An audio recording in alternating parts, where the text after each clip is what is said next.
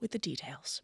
Here's Christine Sinclair. Her cross on the bottom of Polkin, or in for Leon! Long before Canada's men's soccer team made its historic appearance in last year's Men's World Cup, the women's team were winning and bringing home Olympic gold. Canada came! Canada conquered! Canada gold! Now, in the run-up to the Women's World Cup, where analysts say they're top contenders, comes the announcement of cutbacks in funding to the national program. The players say Canada Soccer has cut training camp days and the number of players and staff invited, as well as funding for national youth teams. They say they've also been told the national team will not play a home game before this summer's World Cup in Australia and New Zealand. So they've threatened job action, refusing to hit the field for practice Wednesday for the She Believes Cup in Orlando, Florida. The 4-team tournament is part of Canada's preparation for the World Cup, which kicks off July 20th. Canada is scheduled to play against the top-ranked U.S. on Thursday.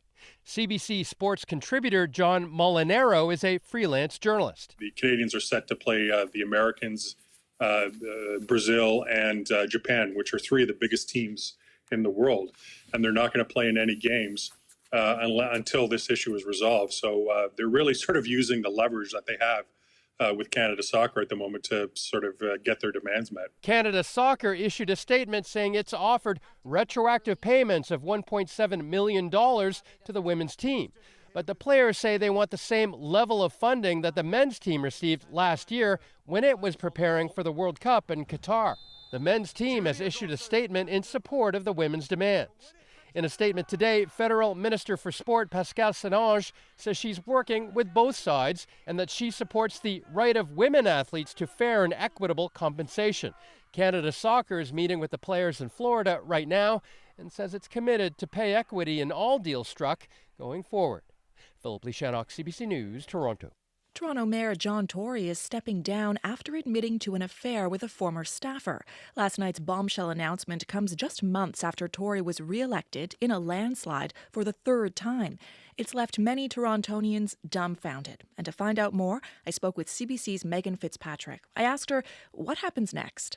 We don't quite know when his last day is because he hasn't officially resigned yet. He does say he's transitioning power to Deputy Mayor Jennifer McKelvey in the coming days. And City Council has to declare his seat vacant. Once they do that, a by-election will be called within 60 days. Now, the next time City Council is set to meet is on Wednesday, so it's possible they could declare his seat vacant then if he is offered his resignation by then, so he may or may not. We're awaiting updates from his office on that. And we know this is a really tumultuous time for the city, for Toronto. There's so much focus right now on crime. Violence on the TTC is a huge conversation, an ongoing housing crisis.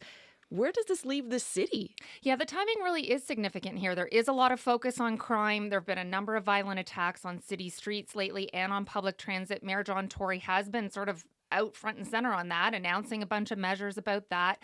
It's also budget time in Toronto, and this is a particularly significant budget this year because John Tory was given these strong mayor powers recently by Premier Doug Ford. He largely got to design this budget. It's been a controversial one. Not everyone's in favor of what he's proposing, like increasing the police budget. City Council's set to vote on that on Wednesday, so it's not clear what happens to that budget and the other priorities that were on Tory's agenda. The city councillors we've talked to so far say they're in shock about this, that this is throwing City Hall into turmoil. But some of them we're hearing they're vowing to keep calm and carry on. And then as for Tory himself, he's been in politics for a really long time. He became mayor of Toronto in 2014 after quite a controversial mayor, as we all remember, in Rob Ford. What happens to Tory's legacy now? Well, this certainly isn't how he wanted to end his political career, of course. As he said last night, he loves this job. That's why he went for a third term this past fall. He is the kind of mayor that's very active, very busy. He's all over the city at events all the time. And he said last night in his resignation that he doesn't want to tarnish the office. And as you mentioned, One of the reasons he got elected in 2014 was on a promise to bring the mayor's office, bring stability back to it after those Rob Ford years. And so his supporters will say, in terms of his legacy, that he did do that he was a steady hand, especially during COVID. His critics have their share of disagreements over policy choices he made, of course, over the years. But by and large, some people view Tory as kind of almost boring. He was calm. He was known as sort of a buttoned up kind of guy. And so that's why his political career coming to an end this way, of all ways, is why this is particularly surprising to a lot of people in this city. All right, the CBC's Megan Fitzpatrick. Thank you so much. You're welcome. As you heard in that conversation with Megan, there has been an alarming rash of violent incidents on Toronto's transit system. In response, the city is stepping up police presence and security measures on subways, streetcars, and buses. CBC's Katie Nicholson rode the rails, capturing incidents and speaking to passengers. She found riders themselves are skeptical the new measures will address the root causes of issues on the TTC. It begins when the man on the streetcar starts singing a made-up and profanity-laced ditty. And that's why they arrested Julian Assange. But when he starts to argue with the empty seat across from him, Mika Smulders decides to move further up, a choice she says she makes almost daily. I often do that, yeah. I don't want to engage. I'm not equipped to do that. I feel bad for them, I really do. After months of headlines about stabbings, BB gun shootings, violent swarmings, and people being pushed onto subway tracks, Toronto is adding more police and security measures to its transit system to beef up safety. I don't think it's a matter of more police. There should be more supports for a lot of people, like the guy we just saw in there. In the cold winter months, many vulnerable people turn to the transit system for shelter and warmth. Some are unhoused, some have mental health issues, and some are dealing with addiction. We have a huge deficiency in the intensity of mental health support that's needed in the community now. That, combined with housing, combined with poverty, are really the big issues. Psychiatrist Dr. Sandy Simpson is with the Centre for Addiction and Mental Health.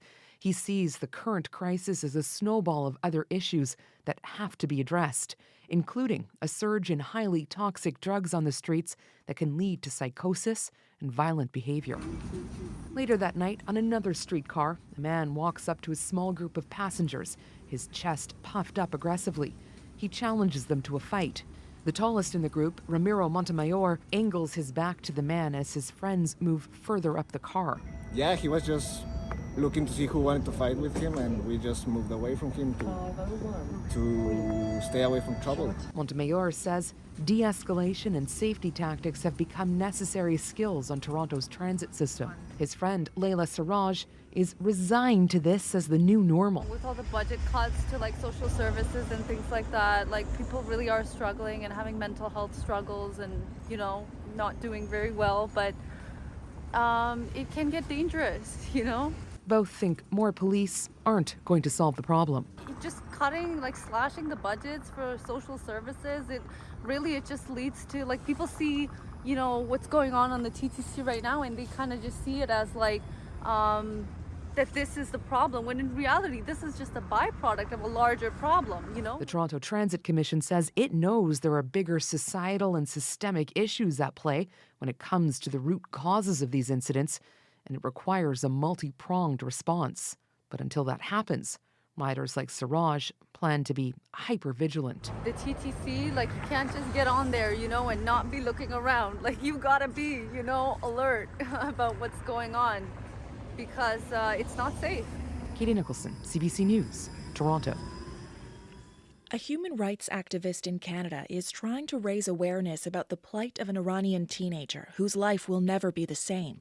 The 15-year-old was summoned by security forces at her school last fall after allegedly distributing flyers that read "Woman, Life, Freedom." She's now in a coma after an accident that her family says is linked to that interrogation. Now her parents and advocates want justice. Ithil Musa has the story. In a video posted to social media, Iranian teen Hasti Hossein Panahi lip-syncs to Baroye. The Grammy Award-winning song has become the unofficial anthem of Iran's protest movement. In the video, Hasti is expressive and appears happy, but today things are very different. Hasti has been in hospital for months. Her family says she fell into a coma last November after security forces interrogated her at her school in northern Iran. Tara Sabarpour is an Iranian-Canadian human rights activist. At that time, she was 14 years old, and she was a child. A school is supposed to be somewhere safe for children, even during times of unrest. Armed forces are not supposed to be going to school terrorizing this girl. Hasti's family says she was captured on surveillance video leafleting cars with flyers that read "Woman, Life, Freedom." The slogan has become the rallying cry of protests in Iran, sparked by the death of Mahsa Amini, a Kurdish woman who died last fall after being detained by Iran's morality police for improperly wearing her head covering. Sabarpour says now another Kurdish life hangs in the balance, Hasti's. She says witnesses saw the teen trying to get away from security forces at her school. When she finally broke free, she boarded a bus. From what we know, she was terrorized. People on the bus say Hasti looked shaken and disheveled, and soon afterwards, she somehow fell off. A photo published online by Iranian media shows Hasti lying face down in the middle of the road. Her family told CBC News they believe her severe brain injury came from a beating by security forces before that fall. But experts say pinpointing the exact cause is difficult. Hasti's family says the hospital now wants to discharge her, and they're afraid if that happens, she will die. Dr. DJ Cook is the head of neurosurgery at Queen's University in Kingston, Ontario. In that state, you're very vulnerable to things like infections. People in this state could have potentially seizures as well, which would need to be observed and treated if they were to happen. So it is right of the family to be concerned. Sabarpour says there's still a chance Hasti could recover. We owe it to Hasti to save her life so she can experience this better world that she desired before it's too late. Hasti's family says that will only happen if the hospital can be convinced to let her stay. Idil Musa, CBC News, Toronto. Turning back to our top story now, where the earthquake in Turkey and its hundreds of aftershocks have destroyed more than 6,400 buildings. It's led to questions about the construction of the buildings and if they were built to withstand an earthquake in a place that would have expected one. To find out more, we reached Professor Ihsan Bal. He's an expert in earthquake engineering at Hanze University of Applied Sciences in the Netherlands. I started by asking him what stood out to him when he looked at images of the collapsed buildings.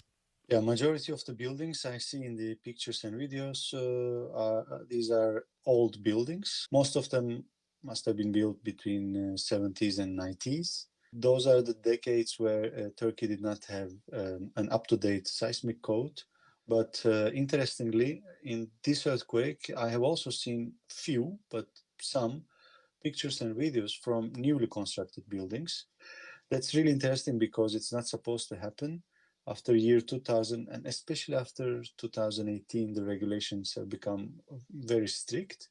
So a building that was built a year ago is not supposed to collapse even under this earthquake loading. So probably the process of checking the design and construction are not really working very well. We know that Turkey had another devastating earthquake back in 1999. More than 17,500 people were killed then, and the government was supposed to take steps to prepare Turkey for future earthquakes. Do you think that's happened? No, of course not. Unfortunately, it did not happen. Almost a quarter century has passed. It's such a pity. It has been a very long time, and many things could have been done. But it requires a political decisiveness to take things serious and start a long-running program, because this is not something you can really tackle in one day, from one day to the other. You need planning and consistent application of those plans, at least for a couple of decades.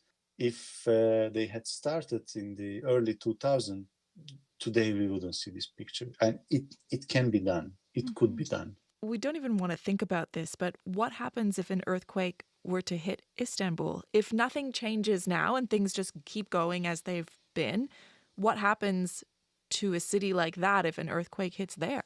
Well, first thing to make clear, a very big earthquake, what we call the expected Istanbul earthquake, that will happen. We don't know the date and the time, but we know where it will happen, and we know more or less the range of magnitudes that it may happen. So once we know the location and the magnitude, we can run simulations. We did, myself, I did also simulations with some colleagues many years ago. And what we find is really scary. The most optimistic scenario comes from municipality of Istanbul, and they expect 15,000 people to die. But other European researchers, including myself, our simulations show way higher numbers, 30, 40,000 people. The number doesn't really matter. What we know that, well, this earthquake will happen and it will be a really large disaster. Probably the picture will be worse than what we see today in Eastern Turkey. Thank you very much for sharing your expertise with us. Thank you.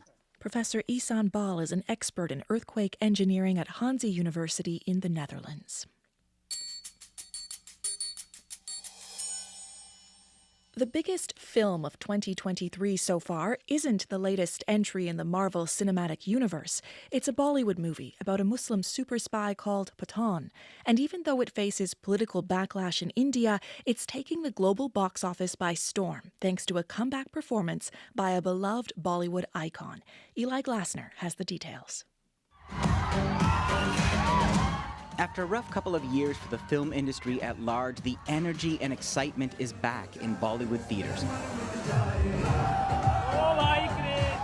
The audience are up on their feet, dancing in front of the screen and taking selfies, all thanks to the return of India's biggest star, Shah Rukh Khan, and a movie called Pathan.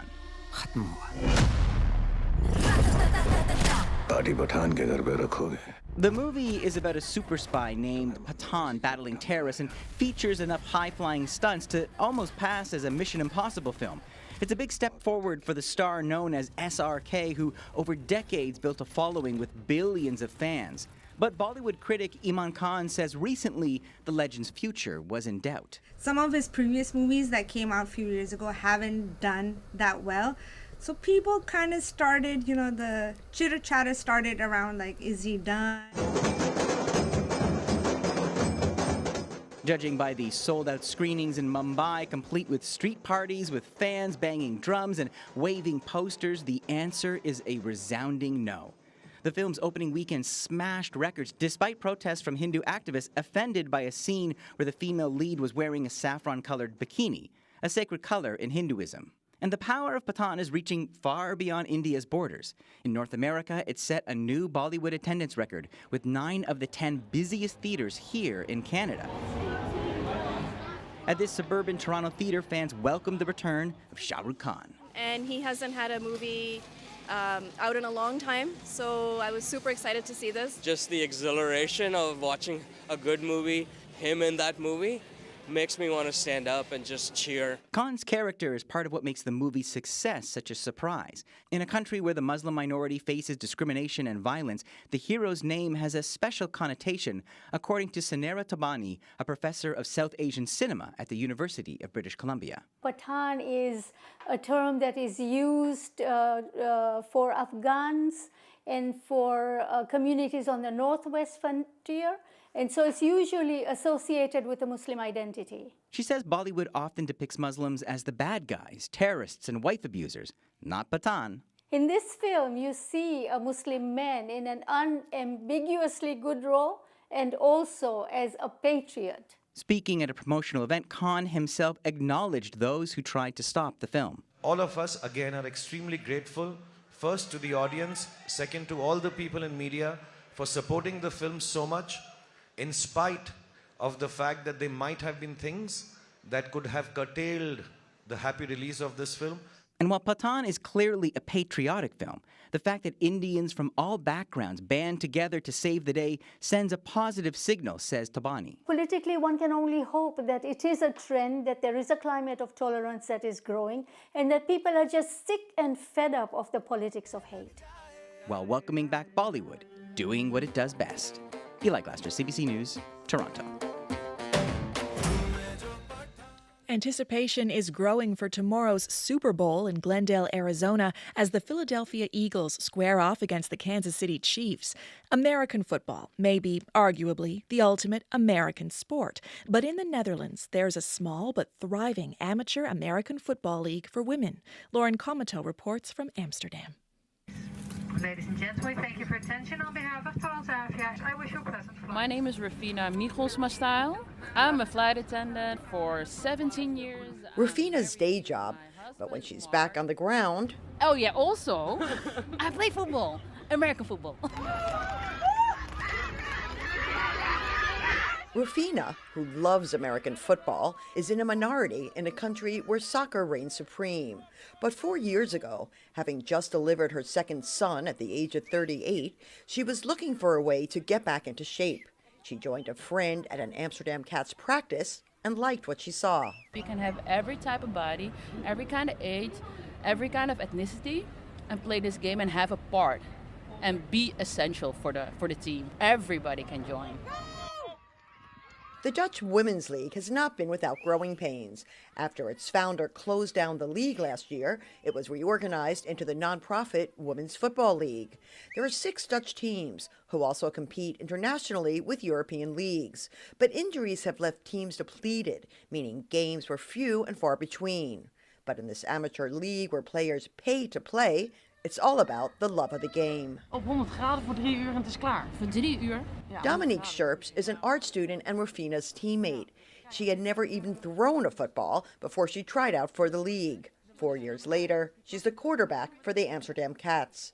Dominique says she loves the challenge of a game where her strength and competitiveness are assets. Still, there were stigmas to overcome. They thought, like, you're girls. And I showed them a picture with a lot of girls who can be girly with a dress and long hair. And then when they put their gear on, they're not that girly anymore. Come Super Bowl Sunday, Dominique will be rooting for her team, the Philadelphia Eagles. As for Falcons fan Rufina, she says that, like Tom Brady, she wants to keep playing until she's 45. Lauren Comato for CBC News, Amsterdam.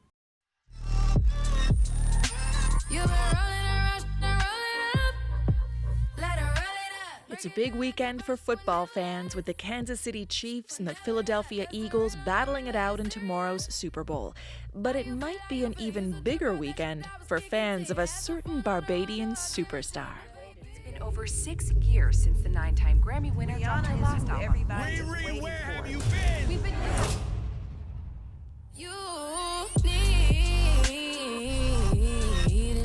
For the first time in 7 years, Rihanna is hitting the stage. She's been busy, building a beauty empire, becoming a mom in May. She told Apple Music the time is finally right for a big return. It feels like it could have only been now. Yeah. I mean, when I first got the call to do it again this year, I was like, you sure? Like, I'm 3 months postpartum. Like, should I be making major decisions like this right now? Like, I might regret this.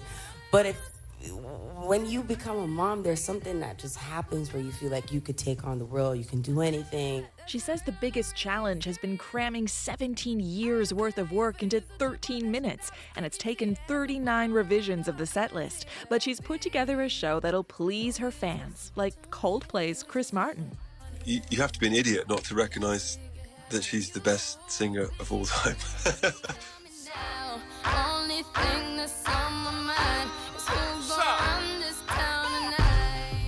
So as Rihanna gets ready to run Glendale, Arizona, we'll leave you with a little more from her. You've been listening to The World This Weekend. I'm Stephanie Skandaris. Good night. We are, yeah, I said it, we are. This is Rock Nation. Pledge your allegiance. Get your boutiques on. All black, everything. Black cars, all black, everything. And our girls are blackbirds. Riding with they